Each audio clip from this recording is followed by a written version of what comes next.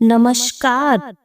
आज आप सभी श्रवण करेंगे जितिया व्रत में सबसे ज्यादा सुनी जाने वाली सुखिया और दुखिया की कहानी। एक बार की बात है, दो बहनें थीं, जिनमें एक का नाम सुखिया था और दूसरी बहन का नाम था दुखिया। दोनों का भाग्य भी उनके नाम जैसा ही था। दुखिया बहुत गरीब थी और हमेशा दुखी रहा करती थी। वहीं उसकी बहन सुखिया अमीर थी और अपने नाम के अनुरूप ही सुखी रहती थी।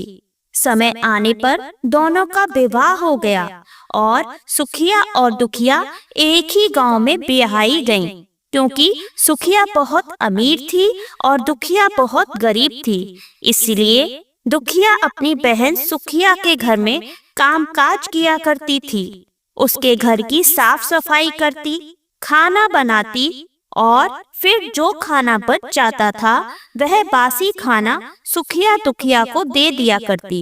इसी तरह सुखिया का घर चलता था। धीरे धीरे समय बीता। दोनों के दो बच्चे हुए। सुखिया के दो पुत्र और दुखिया को भी दो पुत्र हुए। अब जब जितिया का व्रत आया तो दोनों बहनों ने जितिया का व्रत रखा था।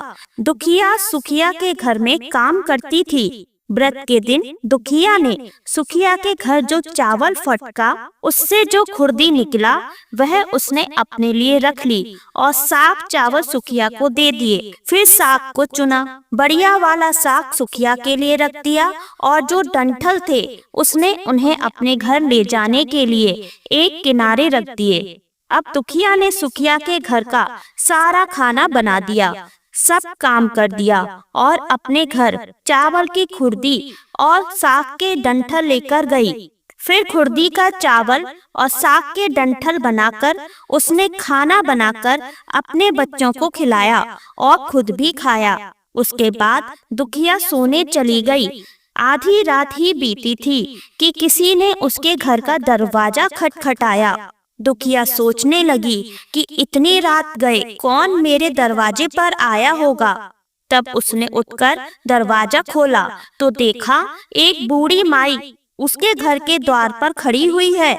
तो उसने पूछा, अम्मा आपको क्या चाहिए? इतनी रात में आप यहाँ किस लिए आई हो? तब वह बूढ़ी माई बोली कि बेटी, मुझे बहुत जोर से भूख लगी है, कुछ खाने को दे दो। दुखिया उन बूढ़ी माई को अपने घर के अंदर ले आई और कहने लगी, माई हम लोग बहुत गरीब हैं। आज तो मैंने खुर्दी का चावल और साग के डंठल की सब्जी बनाई है, क्या आप खा लेंगी? तो बूढ़ी माई बोली, हाँ हाँ क्यों नहीं खाऊंगी, मुझे तो बहुत जोर से भूख लगी है, मैं वही खा लूंगी। दुखिया अंदर जाकर खुर्दी का चावल और साग के डंठल ले आई और बूढ़ी माई को खाने को दे दिए। बूढ़ी माई खाना खाने के बाद बोली, बेटी मेरा पेट तो भर गया, लेकिन मुझे रात के अंधेरे में अच्छे से दिखाई नहीं देता। इतनी रात को अंधेरे में मैं अपने घर वापस कैसे जाऊंगी? तो दुखिया बोली, कोई बात नहीं माई, आप यहीं पर सो जाइए, सुबह हो तो अपने घर चली जाना। इस तरह वह बूढ़ी औरत उस रात दुखिया के घर में ही सो गई। थोड़ी देर के बाद उठकर बूढ़ी माई आई, फिर कहने लगी, बेटी मुझे लघु शंका लगी है, कहाँ जाऊं? तो दुखिया बोली, माँ जी मेरे घर में तो कोई सुविधा नहीं है, इसलिए आप उधर कोने में कर लीजिए। बूढ़ी माई पूछने लगी, बेटा भड़बड़ करें या छड़छड़ करें? दुखिया को बहुत जोर से नींद आ रही थी, तो नींद में ही वह बोली, माँ जी भड़बड़ कर दो, मैं सुबह साफ कर दूंगी। और फिर थोड़ी देर के बाद बूढ़ी माई ने फिर से जगाकर पूछा कि बेटी बता तो, मैं अपने हाथ कहाँ साफ करूं? दुखिया की आंखों में तो नींद भरी हुई थी। मारे नींद के उसने कह दिया, माँ जी आप मेरे सिर में ही अपने हाथों को साफ कर लीजिए। उधर जब सुबह हुई तो दुखिया ने जो कुछ देखा वह उसे एक सपने की तरह लगा। उसे लगा शायद उसने कोई सपना देखा होगा जिसमें सपने में कोई आया होगा। उसने और ज्यादा कुछ नहीं सोचा और वह नदी में नहाने के लिए चली गई। जब वह नदी में नहाई और उसने अपने बाल धोए तो उसके बालों से होते हुए जो पानी बहा वह सोने का पानी बन गया। आसपास की सभी महिलाएं यह देखकर हैरान रह गईं और कहने लगीं, तुम्हारे बालों से तो सोने का पानी गिर रहा है, क्या बात है। फिर उसे रात की वह सारी बात याद आ गई और वह दौड़कर अपने घर की ओर चली, यह सोचकर कि उसका घर लघु शंका से गंदा हुआ होगा, क्योंकि रात में एक बूढ़ी माई उसके घर पर आई थी। पहले उसको साफ करना चाहिए। और जब वह भागकर अपने घर में गई तो क्या देखती है कि उसके घर में हर कोने में हीरे जवाहरात बिखरे पड़े थे। यह सब देखकर दुखिया बड़ी हैरान हुई, उसे विश्वास ही नहीं हो रहा था। लेकिन जब उसे विश्वास हुआ तो वह बहुत खुश हो गई और सोचने लगी, यह सब तो जितिया बाबा की कृपा है, जो माता का रूप धरकर मेरे घर पर आए और मुझे इतना आशीर्वाद देकर गए। इस तरह जितिया बाबा की कृपा से दुखिया अमीर हो गई। अब उसे किसी के घर पर जाकर काम करने की आवश्यकता ही नहीं थी, तो वह उस दिन सुखिया के घर पर काम करने के लिए नहीं गई। दुखिया ने भी जितिया व्रत रखा था, तब उसने अपना पूरा व्रत किया और अपने बेटे से बोली कि जाओ मौसी के घर से तराजू लेकर आओ, यह नापने के लिए यह कौन सा सोना कितना होगा।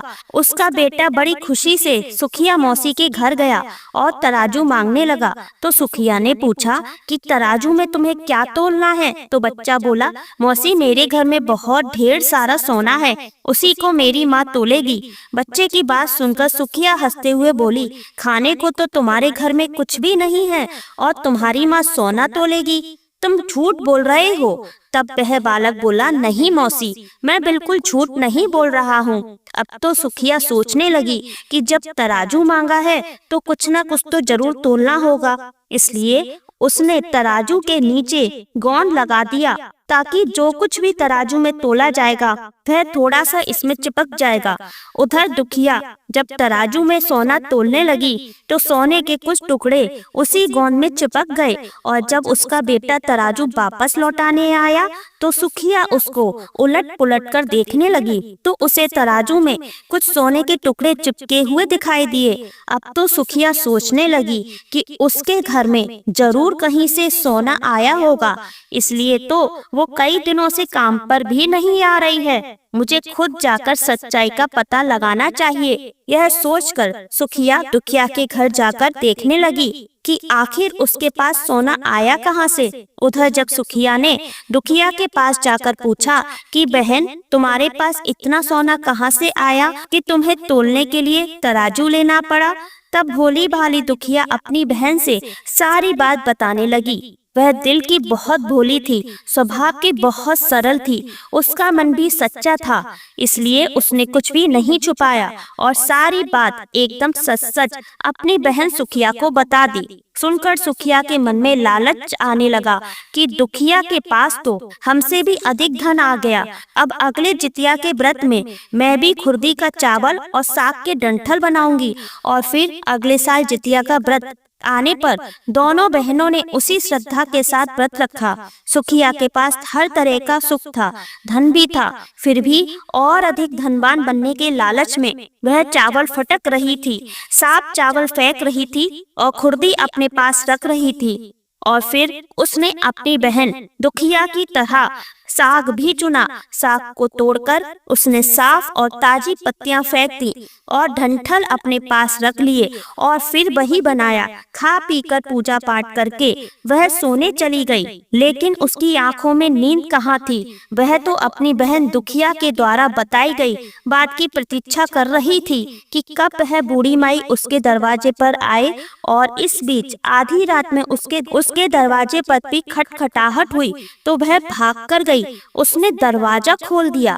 उसकी आंखों में तो ना नींद ही थी और ना ही वह सो रही थी, लेकिन फिर भी वह नींद में होने का दिखावा करके दरवाजे के अंदर से ही पूछने लगी, कौन है? बाहर दरवाजे पर वही बूढ़ी माई थी जो पिछली बार उसकी बहन दुखिया के घर पर आकर उसे धन सुख समृद्धि का आशीर्वाद देकर गई थी। तब बूढ़ी माई दरवाजे से बोली, बेटी, मुझे बहुत भूख लगी है, कुछ खाने को हो तो दे दो। तो सुखिया बोली, माँ जी मैंने तो खुर्दी का चावल और डंठल का साग बनाया है। बूढ़ी माई बोली, कोई बात नहीं, मैं खा लूंगी। सुखिया ने तो पहले से ही थाल में खुर्दी के चावल और डंठल का साग परोसा रखा था। तुरंत लाकर उसने बूढ़ी माई को दे दिया और बूढ़ी माई ने वह खा लिया। बूढ़ी माई कहने लगी, बेटी रात बहुत हो रही है और इतनी रात को अपने घर नहीं जा सकती क्योंकि मुझे ठीक से दिखाई नहीं देता। तो सुखिया बोली, कोई बात नहीं माँ जी, आप यहीं पर सो जाओ। थोड़ी देर के बाद बूढ़ी माई बोली, बेटी मुझे लघु शंका लगी है, कहाँ करूं? सुखिया बोली, माँ जी वहीं कोने में कर लीजिए। फिर थोड़ी ही देर के बाद बूढ़ी माई ने फिर से पूछा, बताओ तो बेटी, छड़ करें या भड़बड़? और उस समय सुखिया को याद ही नहीं आया कि उसकी बहन दुखिया ने क्या बोला था।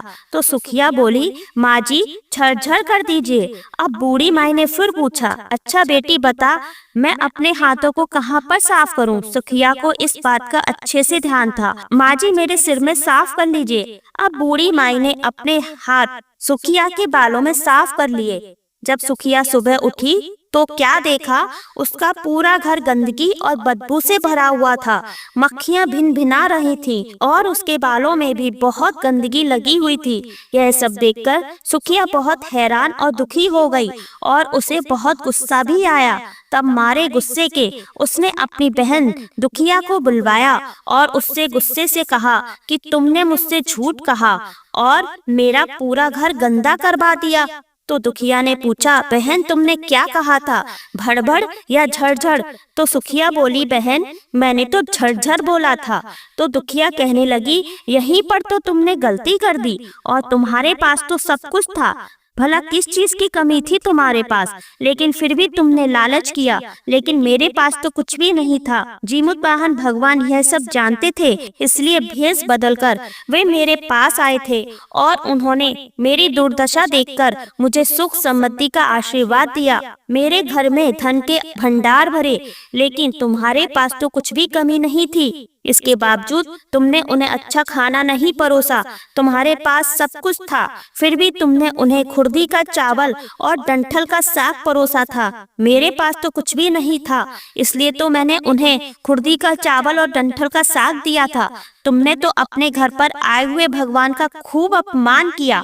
सब कुछ रहते हुए भी तुमने उन्हें साग और भात खिलाया। तुम्हारे पास सब कुछ होते हुए भी तुम्हें लालच तो बिल्कुल नहीं करना चाहिए था। और जीमूत वाहन भगवान तो अंतर्यामी हैं, वे सबका हाल जानते हैं, इसलिए वो तुम्हारा भी हाल जानते थे और तुम्हें लालच बिल्कुल भी नहीं करना चाहिए था। तो प्रिय श्रोताओं, यह थी आज की कहानी। जो जैसा करता है उसको वैसा ही फल मिलता है।